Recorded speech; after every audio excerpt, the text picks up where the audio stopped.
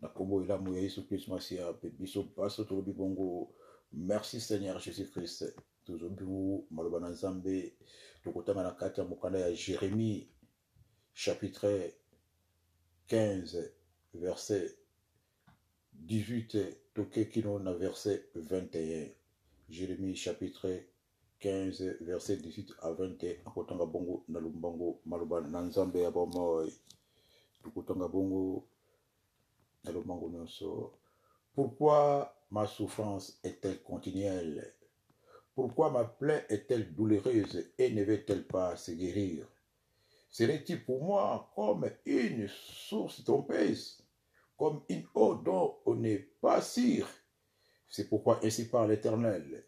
Si tu te rattaches à moi, je te répondrai et tu te tiendras devant moi. Si tu sépares ce qui est précieux de ce qui est vil, tu seras comme ma bouche. C'est à eux de revenir à toi, mais ce n'est pas à toi de retourner vers eux. Je te rendrai pour ce peuple comme une forte muraille de reins. Ils te feront la guerre, mais ils ne te vaincront pas, car je serai avec toi pour te sauver et te délivrer, dit l'Éternel. Tout que la 21 bongo pour ça, je te délivrerai de la main des méchants et je te sauverai de la main des violents. Zamba pambola bongo maluba na ikitoko na kati ya mkola lelo lisusu place biso tokutami azwa lokumu apambolama parce que azali bongo molobeli na biso azali défenseur na biso azali oyo apesaka biso makasi na ntango nyonso na nzela maloba na ye ezali mwinda ezali pole na biso tosanctifie bongo mama oyo nyonso kitoko na kombo na ye malamu mpe tuni kopartage lelo tozwi bongo teme ya matin na biso lelo tozwi yango bongo na kati na esika oyo. Pourquoi ma souffrance est-elle continuelle? Wapi bongo tokolobela lelo lokolo mpe mutunaka mutuna. Pourquoi ma souffrance est-elle continuelle? Tomoni bongo Jérémie azalaki mosakoli monene abengamaki azalaki na appel azalaki na mandat azalaki consacré depuis le ventre de sa mère. Nzambe alobi na yebi ye abi ayebaki banda libuma kobotama na ye abotamaki mais Nzambe asebaki apondaki avant akota na kati ya libuma mama na ye. Nzambe apona ye, Nzambe abenga ye pour akende kodétruire abattre aruiner aplanter asala tala mission oyo mwana mobali azalaki nango wana ezalaki vision ezalaki appel oyo Nzambe abengela ye. Nzambe apona ye mpe apesa ye mission kitoko. Ni mwana mobali oyo mosali na Nzambe malgré appel malgré mission malgré makambo minene oyo Nzambe atiaki na kati na ye akomaki na période oyo ozomona makambo ezolekela ye bapasi mikakatano yango nde mituna motuna oyo. Pourquoi ma souffrance est-elle continuelle? Pourquoi ma plaie est-elle douloureuse et ne veut-elle pas se guérir? Serait-il pour moi comme une source trompeuse, comme une eau dont on n'est pas si wala bali kotuna siko Nzambe pe abali komituna na kati na maloba oyo ayebisi biso awa. C'est pourquoi ainsi parle l'Éternel. Voilà ce qu'on Nzambe azongisile eyano. Si tu te rattaches à moi, je te répondrai et tu te tiendras devant moi. Si tu sépares ce qui est précieux de ce qui est vil, tu seras comme ma bouche. C'est à eux de revenir à toi, mais ce n'est pas à toi de retourner vers eux. Nzamba yanoli yarubi soki yo kaboli mabena malamu munoko na yo ikozokola munoko na ngai. Soki yo kangami na ngai na koyanola yo pe yo kotelema liboso na ngai. Pourquoi Nzamba répondaki boye? Parce que Nzamba monaki et azalaki attaché na ye mais elle moko à se détacher. C'est pourquoi là, Dieu lui dit de se rattacher. C'est-à-dire, azaki attaché dans Nzambe. Mais elle m'a dit, dans Nzambe. Rattache-toi à moi. Je te répondrai. Petit te tiendras maintenant devant moi. Ce qui est kaboli, ma bena malamu. Okoza lokola monoko na ngai. Ba oyo ozolanda. Bango ne bakoya epana yo. Kolanda Nzambe oyo yo ozosalela. Bémela le Seigneur. Bref, on a qui bongo introduction à biso. lelo pe tantôt mituna kaba mituna wana ozo ko mituna ba mituna ozana appel nzamba benga yo nzamba pesa ba prophétie pour la tia na yo ba déclarer maloba malamu pour la tia na yo ozo ba révélation mingi pour la tia na avenir na yo pour la tia na vie na yo ministère na yo ba entreprise na yo makambo ebele kili kili oya malamu nzambe abongisela yo kutu avant oya na mokili nzamba yebi nini yo kozala avant oya na mokili nzamba yeba nini yo kozala yebi parcours na yo nyonso azalaka toujours na projet malamu mpona biso projet de paix et non de malheur ndenge mpe azalaki na projet oyo epa ya jérémie mais jérémie akoma ekukukula sikoyo na basouffrance yango esilaka te eza na mingi na biso na kati ya mokolo ya lelo bakutami na kati ya etape oyo molinga mpe na nkolo lelo biso eloko moko biso baafricain tolingi nzambe mingi biso lelo babikolo na biso oyo bato mangala toza parmi bato oyo balingi nzambe na sa mokilo eza na bato balingaka nzambe koleka te wi toyebi bato mingi mpe balingaka nzambe me babikolo oyo lokola biso baafricain toza bato tolingi nzambe mingi mpe tosambelaka mingi mais en même temps nous sommes les gens qui souffrent beaucoup. Toujours souffrir. Les gens qui aiment Dieu beaucoup, mais qui souffrent beaucoup. Et quand ils souffrent beaucoup, leur souffrance est continuelle. Bien, le Seigneur. Mais pourtant, quand on prie beaucoup, quand on aime Dieu, la souffrance doit s'arrêter. Quand on prie beaucoup, on aime Dieu, la souffrance ne sera pas continuelle. Mais si la souffrance est continuelle, bien aimé, c'est qu'il y a des choses à régler, des choses à revoir. Bien aimé le Seigneur. Okomona tolingi nzambe mingi tozobondela meki me na kati na biso komona semence ya kindoki. Parce que beaucoup parmi nous, beaucoup parmi les enfants de Dieu sont dans la sorcellerie sans le savoir. Ebele bana nzambe mingi baza na kati ya kindoki. Bato mingi oyo totomona bazosambela baza na kati ya kindoki pe. Esaka bapaka nde baza na kindoki te. Mingi baza na kindoki sans le savoir. Mingi pe sukoyo souffrance na bango ezosila te parce que baza na kindoki sans le savoir. Pe mosusu kutu baza na kindoki te mais aza utilisé par la sorcellerie. So baza utilisé par la sorcellerie te aza mutu azali contrôlé par la sorcellerie. Si quelqu'un est dans la sorcellerie, conscient ou bien inconscient, souffrance n'est pas te papa. Et que te maman. Mosusu kutu oyo ayebi kutu keno aza ne kutu na kindoki. Ako andira ngo. Ayebi keno nga ata naza na souffrance naza na ndoki. Ndoki moyena pa mbomeza te. Mais siko mutu aza na kindoki oyo ayebi te aza na kindoki. Akomana ko se poser la question. Aza komi tumusa mingi. Pourquoi ma souffrance est-elle continuelle? Mais azoyebi te aza na kindoki na kati na ye. Mosusu aza na sikoyo. Pourquoi ma souffrance est-elle continuelle? Aza botuna ba question yo. Mais azoyebi te keno azalaka utilisé par la sorcellerie. Parce qu'il y a la différence dans mutu oyo aza na sorcellerie. Na mutu aza utilisé la sorcellerie. Na mutu azali contrôlé par la sorcellerie. Mutu azali utilisé par la sorcellerie. Aza mutu o bakora ko utiliser la kindoki. Na kindoki bana ko utiliser bana ko sala ba dégâts mingi. Abana ko détruire bato na ba comportement na ye. Ako paza mabala. Ako pesa bato pasi.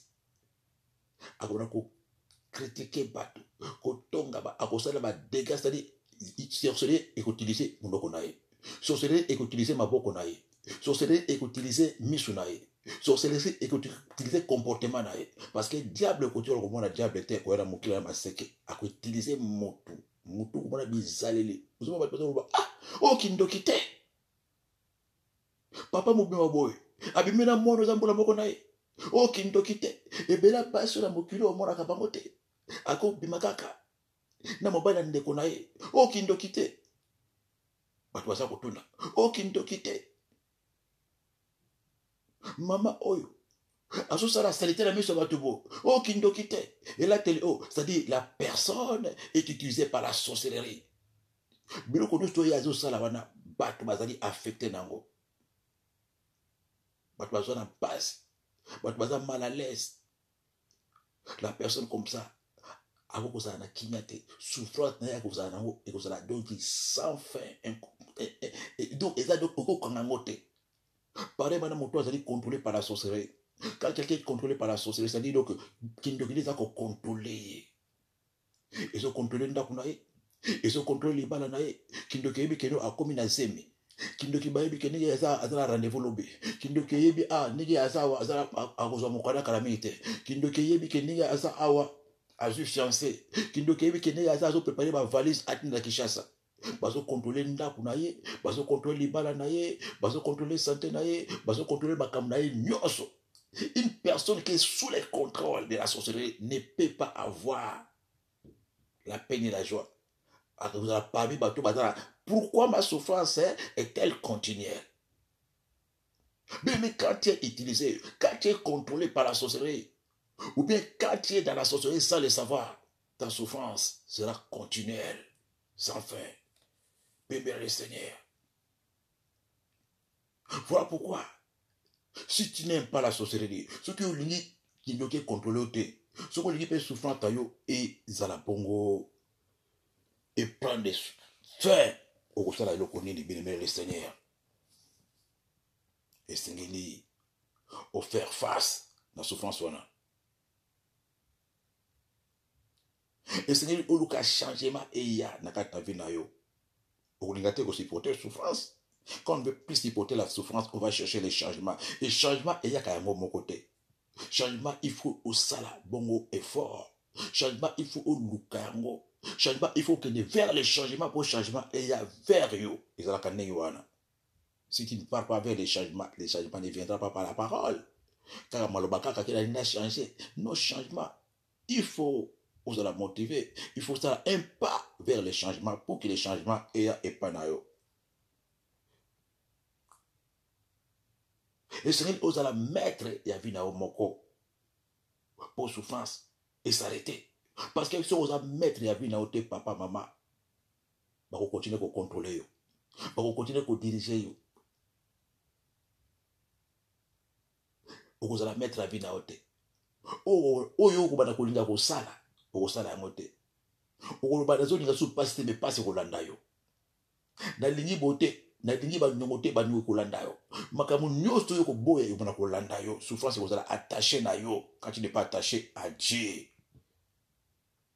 Et c'est otala autour na yo. Et c'est otala na kati na yo. Ndenge yo vivaka. Ndenge yo zo passer vie na yo. Mais ba biloko nyoso to na et ko sala bongo. Premier pas vers le changement. Pour ça qu'on se contrôler. Quand tu ne te contrôles pas, on se contrôle à côté. Moutou nyoso aza sans contrôle. A contrôle à vie na été. A mitu na kaba question te.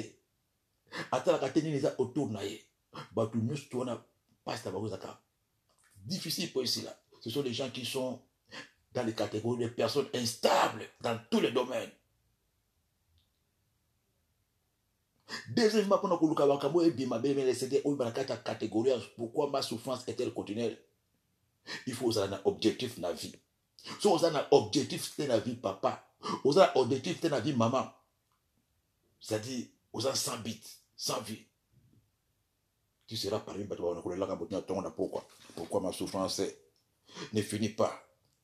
Et c'est que vous êtes responsable. Vous avez un sens de responsabilité.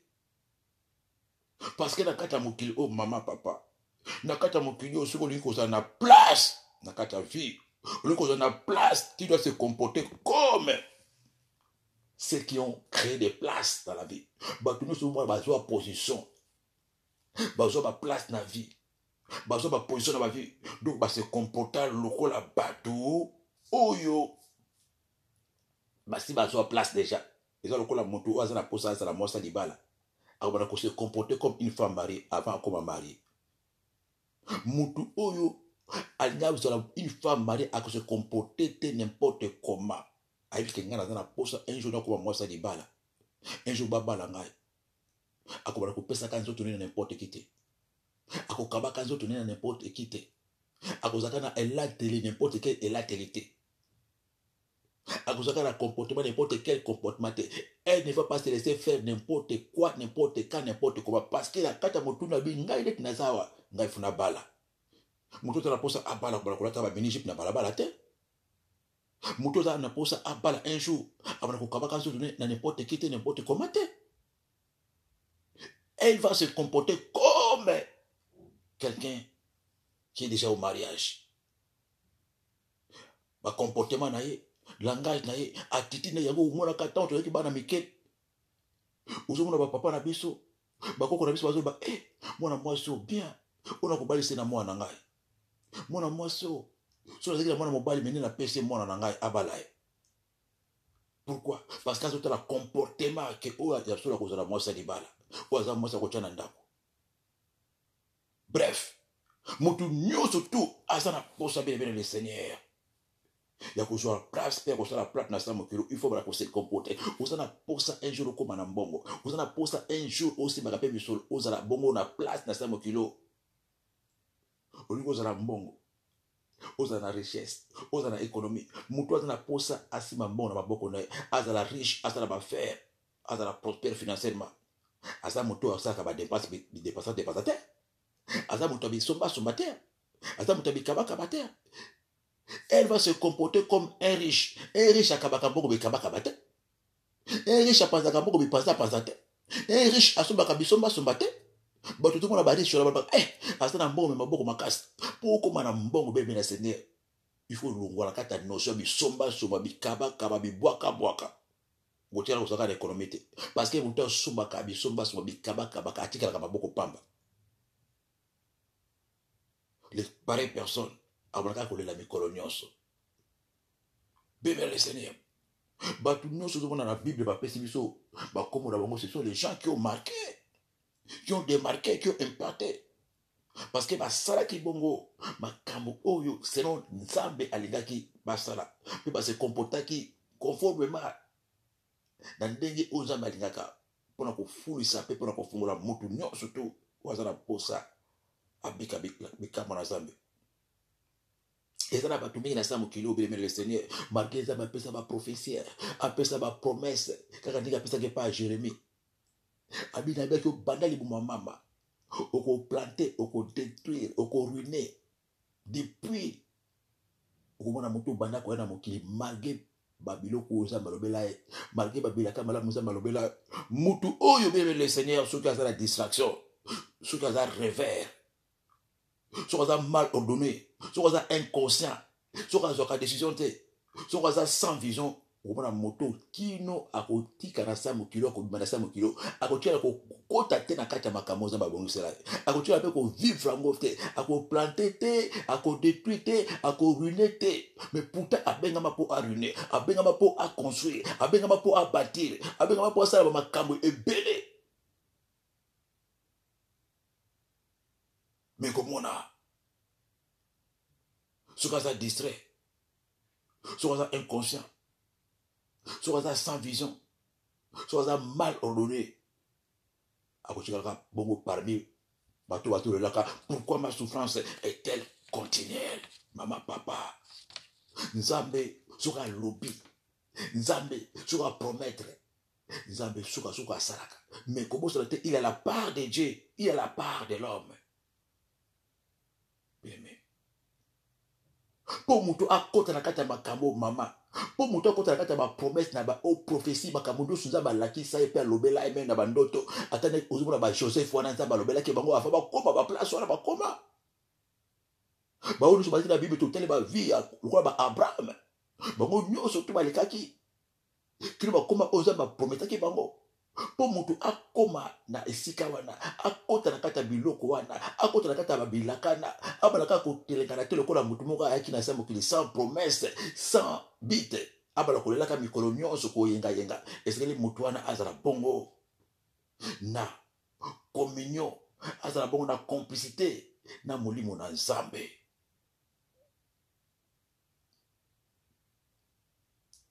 C'est ça c'est mon limo nde Nzambe alobelaka ba oya yenyoso mutu nyusu abengama mutu nyusu osala eloko na kati na même ministère ozomona o même appel ko sala la Nzambe nyusu tout eloko somolo pakala Nzambe bengo ko sala mutu munene. Dieu parlera toujours dans ton esprit, il va te signaler, il va te parler na kata mutu na yo na kata motema na c'est là où Dieu parle. Maloba Nzambe lokolo elobeli biso na kata mukwana Romains 8:16 L'Esprit lui-même rend témoignage à Dieu que nous sommes enfants de Dieu. L'Esprit rend témoignage comment, bien le Seigneur. L'Esprit va commencer à parler à ton esprit. L'Esprit de Dieu va parler à ton esprit que you ne vous avez n'importe qui. Oza molinga binangai nalinga ko makasi yo ni oza bona bengo po yo ndi kosunga famille mobimba yo ni oza na bengo yo kozala mosali na ngai yo ni oza n'importe qui te. L'Esprit de Dieu va parler à ton esprit, maman. Il parle à ton esprit, papa. Ozuma zo lobela na kati na motema na il convainc que yo ni oza ko banga te okufa te. Yo ni oza ko banga te oza nemongo na bande ko na basite. Yo ni oza mwana na ngai. L'Esprit de Dieu parle et rend témoignage à nos esprits que yo bengama, que yo za n'importe qui te. Ko banga te malade ko boma te. Ko banga te na zana yo. Ko banga te na lingaka yo. Merci Saint-Esprit de Dieu. C'est l'Esprit de Dieu qui parle à notre cœur. Yo mona ka batu mususu uzumona. Azo banzamba tena motema na kabelo voiture oyo. Dieu m'a mis dans mon cœur de te secourir. Dieu m'a mis dans mon cœur de te donner ce cadeau. Nzamba tena motema na ngai. Na sombela o voiture. Nzamba tena motema na ngai. Na kabelo mbongo pasteur.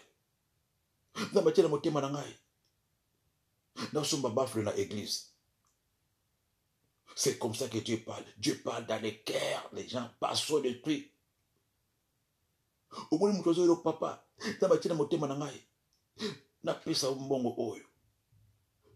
Ok, pas maman moko bo. Nzamba zo tena motema no pesa mama na mbongo wana uzanango. Pesa mbongo wana na botoko la terre. Kino ko zo mbongo no pesa mama. To zo pesa mama na mama bi papa. Ni na za problème mbongo ndako ya loi ko sakati na za ko ba pesa nga préavis. Exactement kaka monta oyo pesa nga ne monta na zaki nango pour la faute ndako. C'est comme ça que Dieu parle. Dieu parle par son esprit à notre esprit. Na motema akulebela yo. Yako moni maloba na Nzambe bina kata mukanda ya Proverbe chapitre 21 verset 1. Le cœur des rois est comme un courant d'eau dans la main de l'Éternel. Il incline partout où il veut. C'est-à-dire, Dieu incline les cœurs, Dieu dirige les cœurs. Nzambe ako incline motema ya moto, ako dirige motema moto. Motema ya roi, motema ya chef ya musala, motema ya mwasi. Omona mobali moko wazo la poto États-Unis tino akina Afrika ko bala mwasi wana. Batu wazo tula ebela basi na poto des États-Unis au monde bango te. Oko bala mobali mwasi okaka na bandundu. Na ombali, na kuto, laki, na maindombe, na kisangani. Oko bala ka mwasi ti olongwa wa na États-Unis ke ko bala mwasi na bakata na bandundu. Na semendwa. Ou bien oko bala mwasi yo na malueka. C'est Dieu qui fait comme ça. Ça veut dire qu'on dirige mon thème à mobile, Dieu qui fait comme ça. C'est Dieu qui fait ça. Dieu incline les cœurs des rois. Dieu incline les cœurs des princes. Combien de personnes na kata bureau na bosali formation, bosali eloko songolo pakala. Mais ils ont aussi mon thème à chef wana. C'est Dieu qui incline même les cœurs des gens ba pesa moto mokanda même na ba ofra wana. Moto asembika buka ba sembika bukeka ka asembika to malamu to ba pesa mokanda. Yo sambi ba pesa mokanda te. Même ba visa ozo ba visa na ambassade. Quand Dieu incline les cœurs de l'ambassadeur, ozo visa sans problème, sans ofuta même eloko moko. Quand Dieu incline, c'est Dieu qui incline les cœurs des rois, il incline les cœurs de tout le monde. Voilà pourquoi, même aussi, il y a une direction divine, une orientation divine. Tant que vous avez un projet, vous avez une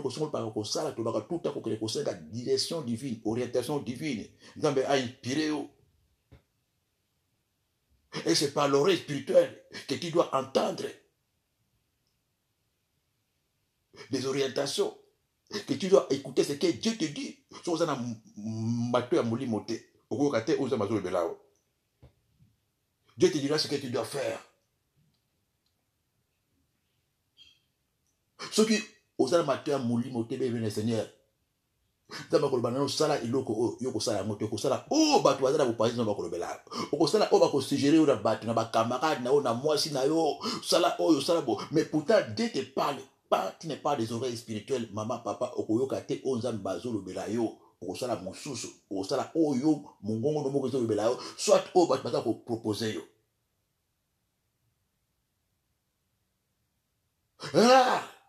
Eza nzambe alobela mutu epai ya mutu mosusu. Nzambe alobelaka mutu ye moko soki nzambe abandi kokende koyebisa bato mosusu makambo mpo baya kobetela oyo lisolo mpo baya koraporte oyo keno na butu na lotoli oyo boye namoni likambo songolo pakala. Soki nzambe abandi kotinda mutu songolo pakala mpo baya kopesa oyo sango, c'est-à-dire amoni tanto oyo oza na distraction, tanto oyo oza korecevoir message te, asali ndenge nyonso te ozokomprendre te, abi non c'est bon so natiki moto oyo c'est grave, tikala tinda mutu songolo pakala mpo akende koreconfirme makambo nalobelaki arapele omona nzambe apesi message epai ya mutu mosusu ayeli olobi mama na loteli yo boye, papa na loteli yo boye. Ce n'est pas seulement le diable qui parle. Dieu peut parler à quelqu'un pour interpeller ou pour rappeler au sous. Mais la majorité, Dieu va te parler toi-même. Maloba nzambe elobi na biso na kati ya Esaïe chapitre 30-21. Tes oreilles entendront derrière toi la voix qui te dira, voici les chemins, marchez-y, car vous irez à droite ou à gauche. Bien, le Seigneur. Matoi oyo bien le Seigneur, on t'aime yo pour entendre. Tes oreilles entendront. Oreille wana bien meza o yeso lobaki esengona ba o bazana matoi ya koyoka o bazo yoka. Okoza na matoi wana ozana ngo meza oyo ya molimo oyo ya ngole bayoka ka mongongo ya nzambe bene mele soki matoi ya molimo eza te oyoka ka mongongo ya nzambe te okoyoka te. Tout ce que Dieu va te dire, tu vas faire le contraire. Ozala moto ozala souffrance na yo ozala continuelle. Pourquoi ma souffrance est-elle continuelle? Car on n'a pas les oreilles spirituelles. Pourquoi ma souffrance est-elle continuelle? Car on n'écoute pas ce que Dieu dit. Pourquoi ma souffrance est-elle continuelle? Béni le Seigneur. Quand tu n'as pas l'esprit de Dieu en toi. Nous avons la capacité à guider et à t'emboucher. Mais nous avons dans le calme, dans la place dans laquelle elle était. Nous avons le temps où nous avons biloba loba ba prendre kolela lela na butu na monde poye ba salinga poye ba zosalanga boye mutu azo lela koloba na gauche na droite mutu azo tout en distraction mutu azo toujours na ba panique na vie à désordre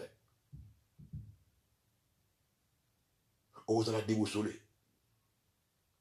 Même na bandoto nzamba kolobela hote mutu nyonso to aza doki bye mutu aza calme te aza toujours agité aza posé te aza na kati ya makelele tout le temps aza toujours na télévision tout le temps aza na ba téléphone tout le temps aza na kotonga tout le temps aza na makambo oyo eza donc contre la volonté de Dieu. Mutu oyo nyonso aza toujours biloba loba koto aza kuna aza na kotonga ye aza kuna na kofinga azali na makambo ya bato azali akozwa télévision tout ba télévision asisi ba émission nyonso. Alors on a la télévision continue à Facebook. Azaka tango ko tanga Bible te. Azaka tango ko adorer Nzambe te. Azaka tango ko bondela te. Wa yetango nyonso ezaka na lembaki na uti musala télévision ba cassette boye. O wana ba émission de ceci qui a comme koluka émission mosusu. Émission de ceci la losu akena chaîne mosusu. Muta bonza makolobela e quand esprit tourmenté. Je crois que même na bouton ça va kolobela été. Même na bouton ko zo ba révélation té. Parce que même bandoto to zo kana bouton eza ko dépendre na makambo to so kana journée. Na makambo to tali, makambo to yoki, makambo to kanisi, auto moni, ça joue un grand rôle na kata bandoto la biso. Ce que tu as subi la journée va se manifester. Dans tes rêves aussi peut se manifester. Na moyo lula ki trop. Na moyo toli ba film ya mabe mingi okalisi ba kamosalité mingi mais na boto komona biloko wana mais ce qui vous a dans le calme c'est là où Dieu te parle. Que veut dire dans le calme? Ozo tango ko méditer maloba na Nzambe ozo tango ko pondela. La Bible nous dit celui qui parle beaucoup ne marque pas de péché. Tu sais quand fermer ta bouche et quand ouvrir la bouche. Tu sais quand répondre et quand ne pas répondre. Mutonengi wana baza parmi bateau na butu soko alali Nzambe bani ko lakisa ye makambo ko sala malobe Nzambe bani ko lakisa ye makambo bozo bongisa po pasala ye Nzambe bani ko lakisa ye ba projet ki to ko sala ngo pour la tiana ye nzambe bali kolakisa ye makambo ya malamu oyo abongisi mpona tia nde nzambe bali koprevenir ye koavertir ye na bandoto kopesa ye bainformation nyonso ezala bato mosusu kutu baza kutu meme na butu kaka na bandoto nzambe alakisi ye kende somo eloko songolo pakala bana koteka nzambe epesi ye na date ya kobala nzambe alakisi ye kende place bona nzambe alakisi ye lelo kobima te kosomba biloko na te Dieu peut te monter même dans les rêves mais soki moto asali na bilobaloba mutu likolo nzambe eza passe pour alobela moto ndenge surtout biso lelo komona bana na nzambe lelo soko oyebisi bango bakota jeune ya 3 jours à sec bakokota na bango kota na jeune ya 7 jours koliaka te akosipote na ye kota ya 21 jours kaka na poko kaka bakosala yango bakotosa yango 100% mais soki oyebisi kaka mwana na nzambe mokino kota ta jeune ya 2 jours kolobaka te koloba te kaka monoko na kaka jeune de ne pas parler pendant entre jeunes de manger de ne pas manger pendant na jeune de ne pas parler nana oponi nini omona bato so okende kaka donc de ne pas manger parce que de ne pas parler akopona neti batie na coma donc il faut qu'à lopa il faut qu'à bibisa balabala munoko atonga à critiquer à ta commentaire mais pourtant quand la bouche est fermée bien mais le Seigneur et dans le pouvoir de mon côté dans le silence dans le silence quand la bouche est fermée bien mais le Seigneur la présence de Dieu descend Dieu va te parler tu écouteras Dieu yo mo na na ba retraite toi tu na ba retraite mingi na kati ba retraite omona makambo so la ngo 10 ans au sala 20 ans omona kalikambo na te so na ngote mais kati retraite nzamba la question pourquoi parce que retraite ou la discipline c'est la et ça ba retraite à l'autre tout le monde ba retraite na ba téléphone na ba cahier ba koti veiller ba koti retraite ba bondeli el moko sous ko ba ko beta ba solo na kata retraite wana ba mama ba solo a weze mususu abibi na retraite akena no musala azogi bien le Seigneur on a ba retraite parce que retraite c'est un monde moko peut être très différent quand on a la retraite c'est dire télévision ya kanga téléphone ya kokangama bobondeli tant à repos mutu na mutu à se reposer na makuet na ye toko solo la te après kolala ko se reposer to la muki to ba sous prière to ki prière retraite to ki masolo la te mais ko mona do mona ba bateau na kata retraite ba masolo e bani na l'air à repos mutu eza tomate ko mona mutu ko la nika ko ta retraite ndeka ko bima mais ba o ba kina na retraite na décision o kita o mata Dieu parle des choses extraordinaires makambo yo bunda oluka ka mais la retraite ça ba ko la kisa yo mona ba bimba kila ba retraite so ko bimba la moko azubi mana témoignage na victoire Dieu va te parler dans tous les détails ce que tu dois faire et ce que tu ne dois pas faire. Bien-aimé dans le Seigneur. Balancer parce que les loups mingi comme tout n'a parce que c'est la caté. Il y a des secrets que Dieu te révèle dans l'intimité quand tu es calme. Nakata bandoto zaba ko bana pe ko lakisa yo. Soki zaba bani ko le sol bandoto ko mona siko onction bani ko ya. Quand tu commences à te révéler dans les songes, dans les rêves, qu'on remarque, parce que tant que nous sommes pour l'acquisition, nous sommes briser, nous sommes détruire, nous sommes jouer ma casse, nous sommes jouer ma yelle, qu'on remarque le qu'on s'en a cassé au bongo. On sort et voilà qu'on m'attaque. Parce que ce qu'on lit na boutou n'a ton koyeba ko bimisango. Parce que ce qu'on bat la boutou aye n'a ton koyeba ko briser.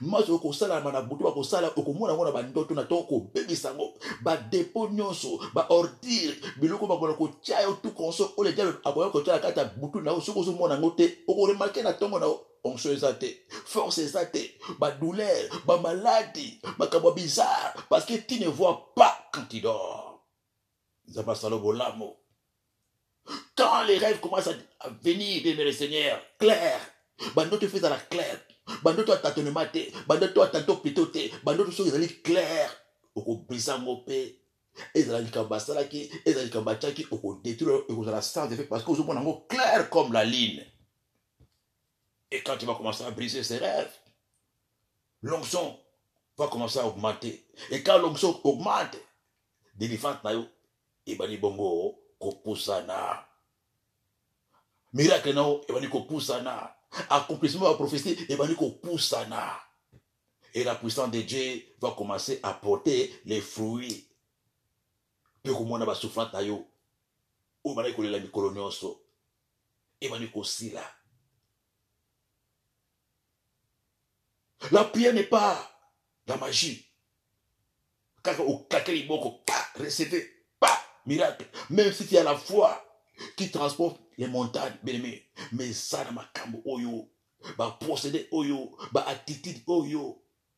Et Seigneur est porté au changement pour souffrir now et si là. Le changement ne vient pas seul. Tu dois aimer les changements et avancer vers les changements. Pour nous, un jour que non, passe dans la ici. Je paye le prix pour avoir ces mariages. Je paye le prix pour avoir ces beaux bateaux. Je paye le prix pour avoir pour ça l'entreprise. Je paye le prix, bien le Seigneur. Il n'y a rien pour rien dans Katamokilio. Même hier, je peux comme à la place, on a PC combo et l'équipe a combo nyonso. À ça qui sala. Il a admiré la souffrance, des tentations, des mépris. Il a prié toutes les nuits. Il priait, il s'est sacrifié pour Azala élever au-dessus de tous les noms. Tout genou fléchi en son nom. La gloire, tu dois mériter ça, bien-aimé le Seigneur. La richesse, tu dois mériter ça. La grandeur, tu dois mériter. Bon, tu dis, les carabanzéros, tu vas dire que les carabanzéros m'ont couché, courte joie. Ce sont des paresseux qui n'aiment pas la prière. Le paresseux qui ne fait pas l'intimité avec Dieu. Ce sont ceux-là qui courent pour chercher des raccourcis, qui aiment la facilité. Parce que le Kosimba, pour Azwa, pour Akoma. Mais gloire soit rendue à Dieu. Le bien mal acquis des prophètes jamais, tôt ou tard, c'est là. Bien aimé le Seigneur pour souffrir à Dieu ici là. Laissons à Bakoko personne pourquoi les lots. Persévérance. Persévérer dans la prière, bien aimé le Seigneur. La persévérance triomphe toujours. La persévérance paye toujours. Quel que soit le prévu à Bokili. Moutou soit dans la condimation kakate. Moutou soit dans la condimation alembakate. Moutou na kondima azo mwana na musika parce que yebi marqué bazo nyata marqué bazo finga bazo bundisa ngana kotika te mbamba na Yesu tobenga bango mbamba na Yesu. Ils vont jusqu'à la victoire, ils vont jusqu'au bout. Bakotia ba oppression, bakotia ba kal, ba menace akui apambusi abandeli mbango. Tout le monde me ba boxer bazalaka. Ba boxer baza pesa mpiko bazo ba sentir. Ba jitaka les poches là. Maquillés aux humains, mazo bundakaka comme un lion blessé, comme un léopard blessé. Azo bunda, banyati a telemi. Albitre albeti abi papa aussi la bado abi non non a telemi li susu azo bundu kumona suka suka. Aganyango, couronnement, ça mérite des efforts, ça mérite la persévérance, ça mérite olingango, omonango, on dit ma victoire. Si on dit victoire, tu rejoins un côté. Si on dit victoire, tu rejoins un côté. Même le lot, tu vas souffrir le lot. Parce que tu vas souffrance. Tu vas souffrir le lot. Pour battre la bandinyango, tu vas bandinyango. Si tu n'aimes pas la souffrance, si on dit souffrance, tu es maman. Il faut kende. Il faut kende malobate. Le changement. Persévérance. Il faut taka. Au bout d'un moto, abandi kaka 2 jours, 3 jours, à l'embine à kati. Abandi ba jeune, à l'embine à kati.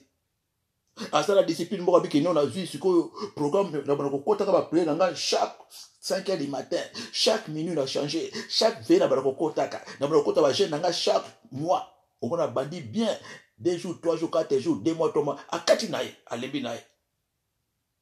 Ça, t'en a milissé ma côte, à l'embine. À tika les malades, on est tika continuellement. Atikali sans papier continuellement. Atikali sans mariage continuellement. Atikali sans enfants continuellement. Mais pourtant, le Seigneur lui a montré. Asa Mosa Libala. Le Seigneur lui a montré. Asa Mosa Mabota. Le Seigneur lui a montré. C'est un grand homme. C'est un grand monsieur. Un grand serviteur de Dieu. Mais Kotikala. Naban. Un grand serviteur de Dieu. Pasteur, mais avant Naban. Asa n'appelle. Asa n'abandon. Batoubou ne basa n'abadose au monde. Andi basa n'akate l'église. Il y a plein de serviteurs de Dieu. Bengama.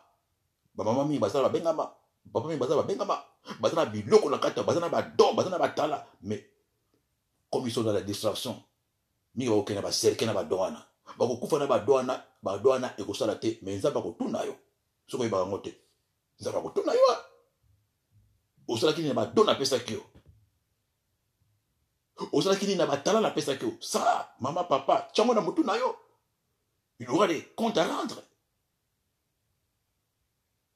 compter les salités au fonctionnalité hors service badoana hors service badoa prophétie hors service ambono ngo gagner nzamba salo bolamo comprendre makambo wana mais il y a des gens qui traversent des souffrances imaginables, des souffrances éternelles parce qu'ils ne réfléchissent pas, parce que parce que donc atiki pe amitiki moko on a pas toujours continuer de moula en moula parce que la personne ne raisonne pas. Il faut savoir marcher dans la persévérance.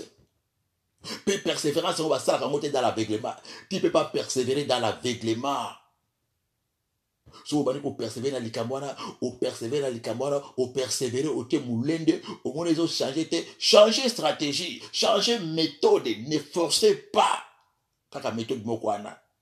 Ne forcez pas kaka stratégie mokwana. Si ça ne fonctionne pas, change de stratégie. Ensuite, il faut persévérer aussi avec l'intelligence, persévérer avec sagesse.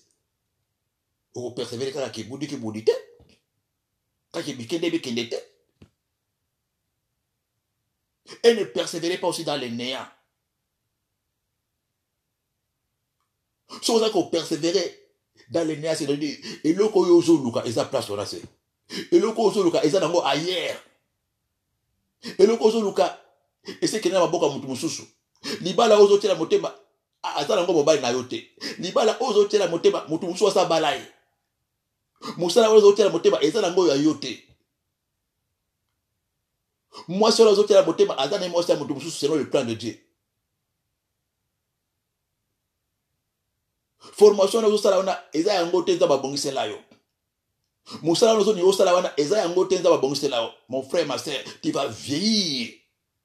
Et tu seras parmi ceux qui vont dire, pourquoi ma souffrance est-elle continuelle? Si vous avez place, c'est la place de la montée, dans les faux endroits, dans les fausses relations. Vous avez un pays, vous avez un village, Namboka, vous avez un pays, vous avez un Namboka, mais vous avez un cap. Parce que Namboka n'a pas un Ngunda. Parce que Namboka, famille, est-ce que les hommes bengo pas pour la place ou là? Vous avez un cap parce que famille nous a wana, camarades au bout de la au cola bango bazawana. Mais pourtant, Dieu t'a payé pour que nous vivions dans le pays, dans la ville, dans la ville, aux hommes, c'est la ville à destiner, dans la ville, sur la place où on a été, où mais la paix, il a fallu que Dieu puisse envoyer Joseph, dans la Katina, Mboka Mopal, dans l'Égypte, à partir de l'Égypte, comme la ministre. Ça va pas me dire Joseph, dans Mboka Botamata, dans Mboka Mopal. À pas me dire Abraham, dans Mésopotamie, dans Mboka Mopaya.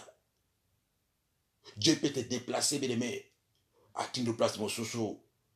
Mais c'est dit, où il est pas. On peut persévérer quand la place doit être. Dans mon salaire, on peut persévérer dans le commerce, voilà. Commerce, au matakate, au bongakate, mais tu persévères toujours quand le corps a dit que mon bon ma papa, oh, n'a pas ma papa. Mais au vieilli pauvre. On va le commerce, on va le coloter. Pourquoi ma souffrance est-elle continuelle? Bien, mais le Seigneur. Et ça va être souffrance comment continuer pour à utiliser les zambes, à bonner les zambes, à pêcher et le koana, à bonner les zambes, à pambolier. Au moins, c'est quoi, à jouer le koana. Au lieu à continuer dans zambe, au moins, moto, à utiliser diable. Mais on doit ça qui est pour quand les balles on est ensemble. On doit penser que Moussala est ensemble. On doit permettre à un poto est ensemble. Mais on doit comme un poto à utiliser Satana pour ajoie et le kosongol pakala, pour assimiler le kosongol pakala. Ça ne marchera pas. C'est là où tu verras. On doit coller là. Bala la poto passe. Bala la libala passe. Mais comment ça va couper sur libala? Libala ensemble et comment ça se fait passer? Comment ça va couper sur voyage à poto après comme la poto va souffrir? Pourquoi? Parce que tu t'es détaché de Dieu. Rattache-toi à Dieu. Ce n'est pas à toi d'aller vers elle, c'est à elle de venir vers toi. Si vous êtes détaché dans un bien aimé le Seigneur, on va Na batu oyo ozo ne koloke pa na bango de il a fallu ba koloke pa na yo. On ko defa et pas bateau bango de sengele ba ko defisa yo. On ko lala na banda ko bateau bango de sengele ba ko lala kana ndako na yo. Merci Saint-Esprit. Bénir le Seigneur. Il faut être attentif à tout ce qui se passe dans ta vie. C'est là attentif na nyonso doit bouger parce que chaque message égale une révélation. Chaque rêve, c'est un sujet de prière. Chaque rêve, c'est une confirmation. Dieu peut te confirmer dans tes rêves. Chaque rêve, c'est une interpellation. Dieu peut te confirmer dans la situation. Dieu peut te confirmer, peut te parler dans ma réaction, dans ma attitude, dans ma comportement. Dieu ne parle pas seulement dans les rêves. Dieu peut te parler dans plusieurs manières. Mais il faut savoir qu'on a mis sur Yakomona, Pemato, Yakoyoka. Qu'est-ce que Dieu veut me dire? Dans le comportement, mon tout ça va kolobelao. Na langage ya mutu nzamba kolobelao, na réaction ya mutu nzamba kolobelao, na attitude ya mutu nzamba kolobelao, na climat nzamba kolobelao. Dieu peut te parler aussi par la voix audible. Bénir le Seigneur. Mais bandoto ko négligera te, ko négligera ba réaction te, ko négligera te ba attitude ba comportement ça autour. Voilà pourquoi il faut tout observer, il faut observer le ko nyonso, nani azana mo pasi na ba geste nyonso, ba réaction nyonso, tout ce qui se passe autour de toi, tu dois prendre au sérieux bandoto ba réaction, ba attitude bateau, ba comportement bateau, il faut pas ko lande lango à la loupe. Vous avez vu comment l'autre là il a tué son frère, qui ça? Kaya boma Abel. Mwana mama na propre. Ndoki aliboso la sango kilo nan. Kaya. Aboma ndeko na e. Siko ndeko no ayeba ki teke no ndinga zako ndeko no akomidi kunu na e parce qu'il n'a pas observé. Amona kaka mwana mama na ngai ya kosanga loko moko te. Mwana mama ke ko mamona e likbangola nakata bilanga. Azue peut bien bakena e parce qu'il ne savait pas. Pourquoi Dieu n'a pas interdit? Pourquoi Dieu n'a pas interdit Abel à Caïn de tuer Abel? Pourquoi Dieu? Parce que parce qu'il avait vu déjà que non, il avait par son attitude, par ses comportements. Là-bas, Alignaki Asala Jacob Mabé. Jacob Nanabe Ipsake et sans embêter. Jacob a talikabe. Non, qu'on a moni. Miss Noël a venu au talanga et comme Miss Mabé.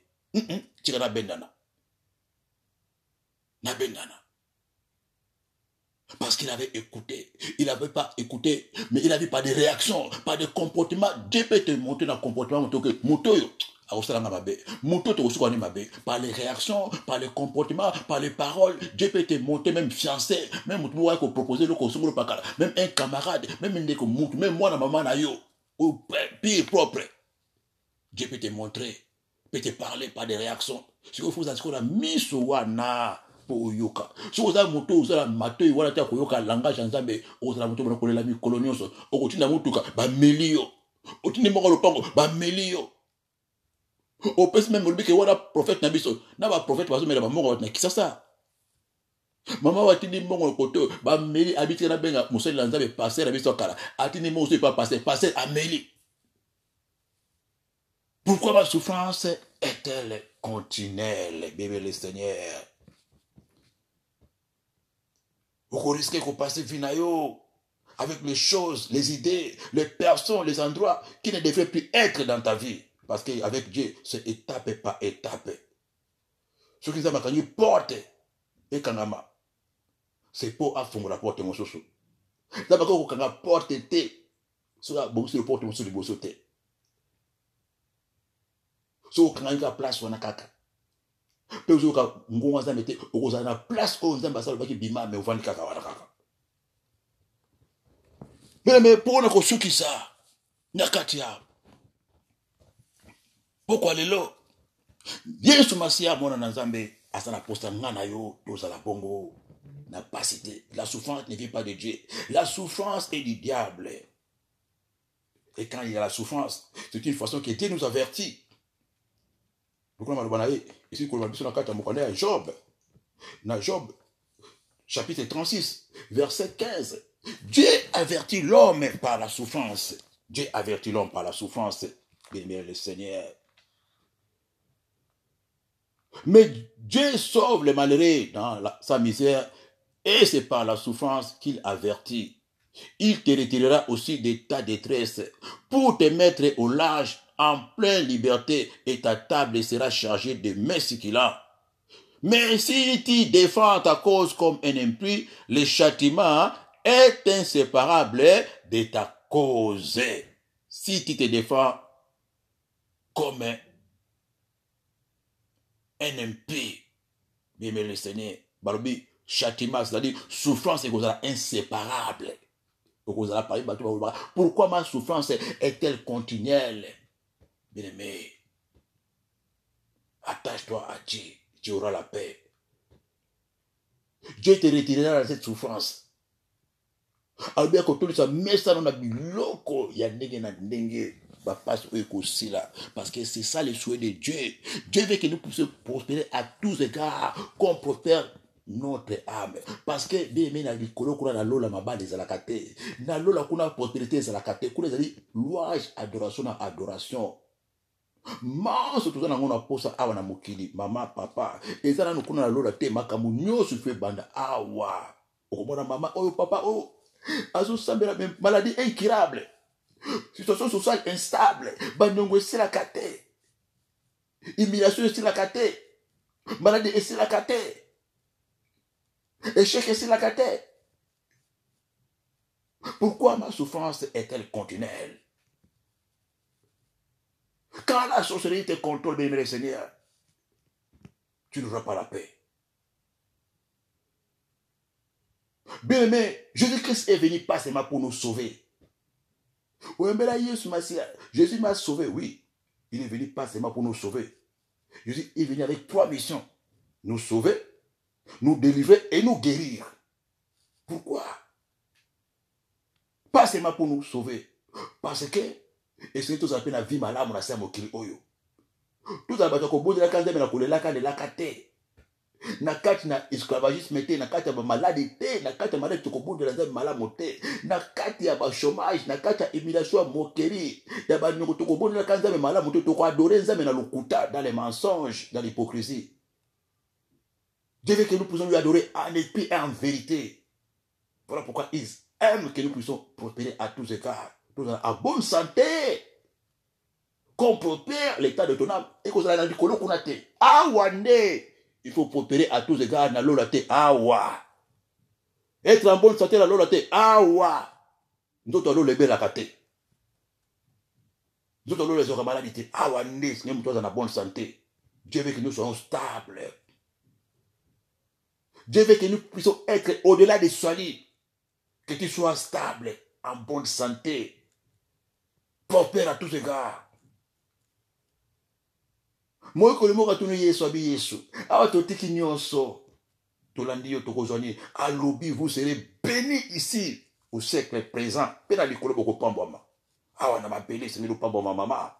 Awa na mabeli, c'est le pamboma bene. L'évangile traditionnel, l'évangile mal compris. Errer les pauvres quand ils verront Dieu. Ce n'est pas ça. C'est hors la réalité. Pauvre en esprit, et ça pauvre en bon côté. Parce que tu peux perdre ton salut à cause de la souffrance. Tu peux perdre ton salut à cause des galères. Basantu mingi lelo ba pengwi. Basantu mingi lelo ba zui ba kisi. Basantu mingi lelo ba sali ekobo. Ba kwe na adultère. Ba zui mikuma na kate église. Abandaki malamu. Na jipe ya mulai. Basantu mingi lelo ba lati ba mini jipe. Basantu mingi lelo azili zeli ba la zui te amikoti na kata Facebook. À cause de la souffrance. Mais à toi qui salit à cause de salit. Il a aimé Dieu beaucoup. Il s'est donné pour Dieu, mais souffrance, et c'est la cima. Souffrance, et quand il c'est Bible. Souffrance, et il y a tes kanzoto. Souffrance, et il y a tes drogue. Souffrance, et il y a fraudé métro. Souffrance, et il y a ça la faux facture. Souffrance, et il y a ça la faux document bakandi à côté prison. Merci Saint-Esprit.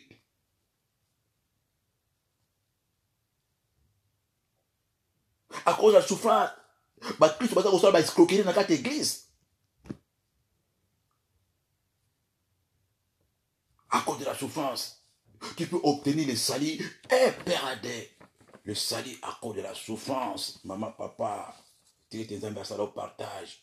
Dieu veut que tu sois sauvé et que tu sois stable. Na makambo nyonso ozala pe na kimia ozolia ozomela table na o rempli na biloko ozolia malamu foyer malamu ozala likambo na moto parce que dans la souffrance ozala moto motema ketu ozala moto ba mirmir moto kolula biloko baninga moto koyimaka yimaka obana kwa dore nzambe na ba doute obana ko ba loba na nzambe na ba doute oza ko douter même na nzambe oza ko adorer kaka tika na dore na poko na kolia nini tika na adorer mukulu na kobala on a adorer lokola mécaniquement mais pas automatiquement quand il y a la souffrance tu vas adorer les mensonges l'église ozo ganga na ndako wali ko kanisa pourquoi ma souffrance est-elle continuelle. Jésus a un plan merveilleux pour toi. Jésus veut faire des choses, bien Seigneur. Si spirituellement ta vie spirituelle ne marche pas, physiquement tu dois souffrir. Physiquement tu dois souffrir sans fin quand ta vie spirituelle ne marche pas. Voilà pourquoi il faut arranger sa vie spirituelle là-haut bien malamment. Parce que c'est le spirituel qui contrôle le physique. Jésus a dit aux stable, aux stable, aux sauver baninga na yo. Bango bakoya epa na yo baleki no bakoya epa na yo bakamara no bakoya epa na yo baboto bakoya epa na yo bakoluka bayeba nzambe oyo bondelaka. Ce n'est pas à toi d'aller vers eux, c'est eux qui viendront vers toi. Bakomona onzambe aseli kati na yo mama, bakomona onzambe aseli kati na yo papa, okoteya bango nzambe na yo bakondima bakoyambola. C'est là où la Bible dit: crois au Seigneur Jésus-Christ et tu seras sauvé, toi et ta famille. Oko sauver bango na nini na témoignage na yo oko sauver na bango nini na souffrance no so esili bakomona ndenge yo zalaki na bango o kabwani na bango na bapasi na baminyololo olakisi bango nzela bitala ngana zaki na bino pe na kati ya kozanga kobala ta na bali ndaki pe na maladi oyo atibera famille ta na biki mutabiki singa tala ye oyo Yesu oko sunga bango kaka na mbongo te kaka na matériel te oko sunga bango nanu na oyo nzamba asali kati na yo oko sauver bango, tu seras sauvé, toi et ta famille. Sauvé. Oko te bango kaka bona maloba te, bako nimate, bako turanzambe na yo. Oko te bango évangile, yo za mutu mpasi. Oko te bango évangile, ololaka na salon. Oko te bango évangile, otambolaka na makolo. Oko te bango évangile, mutu maladi. Crois au Seigneur Jésus, tu seras sauvé, et toi et ta famille. Bango ne bakoya kuluka yo. Okobenga bango bakoya, okoteya bango bakundima, okosunga bango na mbongo, futela bango ba minervale, tina bango na poto, mais zala na Yesu. Mais ceux qui osa na Yesu te, na mokono kopesa bango wana, ba aide kosala bango, bakotia na nzungu bakolia yo. Mbongo wana ka ozotinda bango, bakokanga yango na nkisi, na nzungu kindoki. Okona pasi na comme si please. Pourquoi ma souffrance est-elle continuelle? Est-ce que tu aides ta famille dans le Seigneur? Tu aides ta famille pour pas la sauver le col. Ou bien quand on se rend à poto, tinda, mais t'es à bango payer Jésus. Comment on peut pas Jésus? Crois au Seigneur Jésus, tu seras sauvé, toi et ta famille. Pourquoi ma souffrance est-elle continuelle? Nakati, na, pourquoi les lots, tu te dis, à ce bolamo, place aux alliés, au retour de ton bana kopé sans nzambe merci ozo soumela nzambe place ozali ozo bela nzambe place ozali ibisa ikolo na pusa mili boso na yo na pusa mili boso na kati ya mokola lelo lisusu nzambe wapi olobeli ngai kolo na tuta mina kati ya motema na ngai pour mettre na kami colonios. Pourquoi ma souffrance est-elle continuelle? Est-ce que Nazala Kindokina Katinangai, Mituna place aux alliés? Est-ce que Nazala dirigé par la sorcellerie? Mituna place aux alliés. Est-ce que Nazala contrôlé par la sorcellerie? Mituna place aux alliés. Pourquoi ma souffrance est-elle continuelle?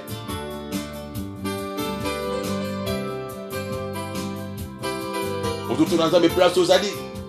Zamalubela on a pourquoi les lois. Omikuta mi wapi. Parmi bato mutu makasi, omikuta mi wapi? Parmi bato wazanyi molimo, omikuta mi wapi? Parmi bato obayoka kamongongo na Nzambe te, omikuta mi wapi? parmi ba irresponsable. Omikutami wapi, oza au mauvais endroit, au mauvais moment. Omikutami wapi la pourquoi la maman. Pourquoi ma souffrance est-elle continuelle? Vous avez commis toute la place aux alliés. Aux gens qui ont tu es trop distrait. Télévision à télévision. Facebook na Facebook. Pourquoi ma souffrance est-elle continuelle? L'ennemi te siffle tout le temps.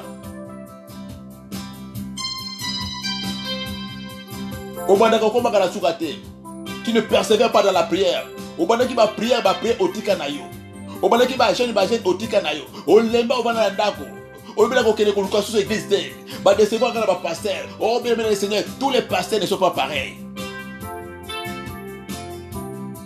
Oh Zola n'a pas appelé pasteur. Luka lingoma sabela maman. Luka lingoma kota sabela. Pourquoi ma souffrance est-elle continuelle? Oh bébé le Seigneur, osons forcer Makambo. Observe tout autour de toi. Chaque message égale une révélation. Chaque rêve, c'est un sujet de prière. Chaque message est une confirmation. Interpellation à pourquoi les lots. Il faut observer. Et ce n'est pas son ici là. Et ce n'est pas son ici là. Zama benga yo. Zama bomsela yo. Il te connaissait avant ta naissance, quand tu étais informe dans les ventres de ta mère. Dans le monde de la pour la tienne, place aux alliés. Dans le monde de la pour la maman Moko. Dans le monde de la pour la papa Moko, Kolo. Oiseau de la boutou nyonso, tombo pourquoi? Humiliation la humiliation. Banyongo esi la kate. Sonne esi la kate. Kolela esi la kate. Bandoto babe esi la kate. Marilinu esi la kate. Échec esi la kate. Blocage esi la kate. Oloba ki soki na poto passe kosi la. Oya poto passe esi la kate. Olobi soki na zi mukanda passe kosi la. Ozo mukanda passe esi la kate. Olobi soki na bali. Na kozala kimia obala passe esi la kate. Olobi soki na boti. Na kozala kimia obali oboti kimia esate. Olobi soki na bani ba voyage. Passe kosi la. Obani ba voyage. Na fond commerce. Ba visa est tonda. Mais na compte le kozate. Pourquoi ma souffrance est-elle continuelle? Quand on pose la maman, on la bouton à pourquoi? Alors, même si on a dit qu'on s'embête là, on a bobo, kimia, malade aussi là, passe aussi là, souffrance aussi là, mais à zo bonde là, mais passe aussi la terre. Pour nous sa boigna, brumo santo kita. Le plus grand témoignage que tu es fils de Dieu.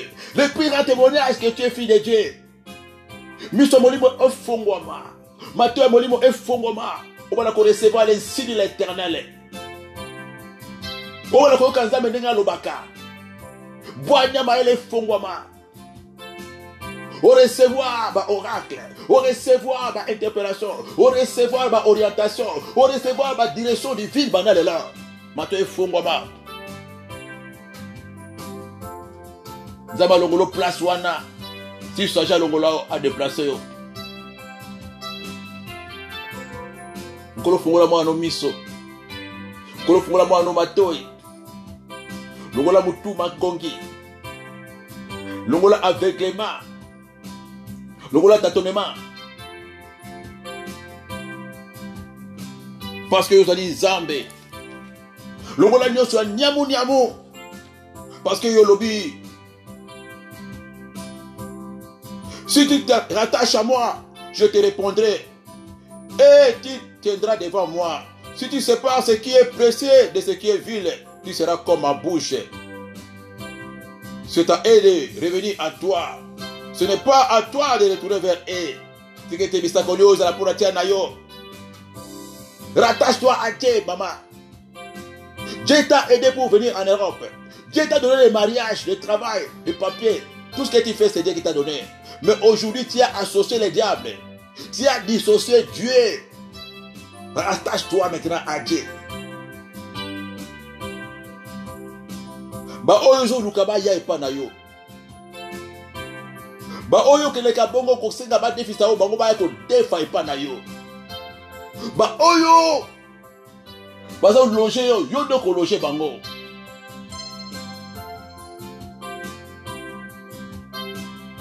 O comme appelle propriétaire. O comme appelle responsable.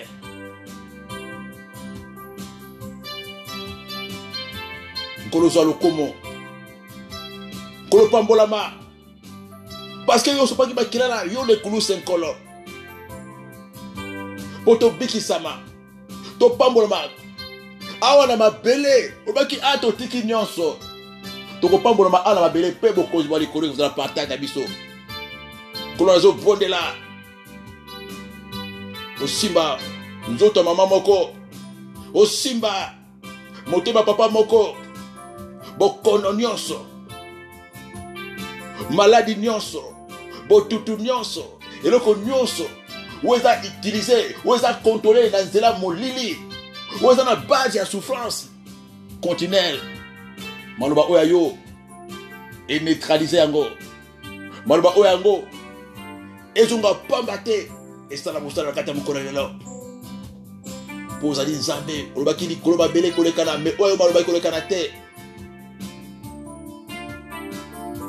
Sali et ça partage à Balanao.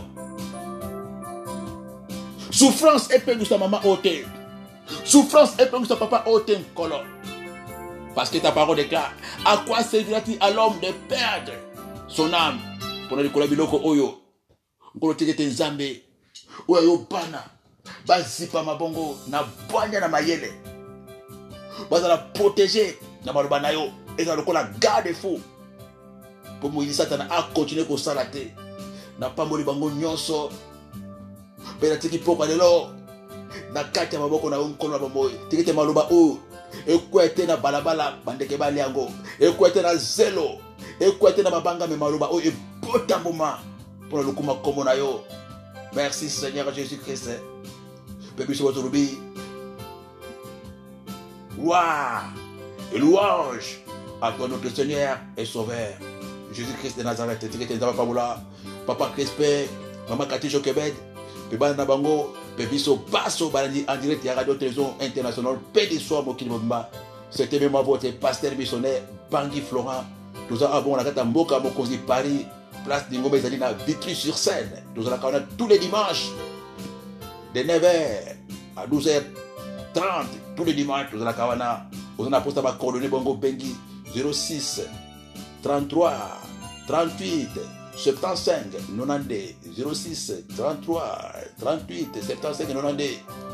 Tikete na basalo bola moli susu mi ekoleka pe to bola na kapeli susu mi kolone so lundi mercredi vendredi to doka bongo na 18h en direct ya radio télévision pe soir na émission to bengi bitumba ya kati mituna bien tuna kabutuna tongo pourquoi ma souffrance est-elle continuelle kota na biso na kata émission na okozwa pe mituna kabiano na kata émission na ekosalo bolabo mengi oko découvrir makambo belé chaque 18h ya mercredi vendredi na lundi na 18h en direct ya radio pe du soir to ça kawana bongo to mona na kapeli susu na ba vena biso mi kolonio so vendredi na 1h30 en direct ya radio télévision pe du soir ba ve ezala kawana kota na biso pe na ba prière à 5h du matin chaque 5h du matin en direct ya radio pe du soir. Vous avez persévérer dans la prière, changer ma stratégie.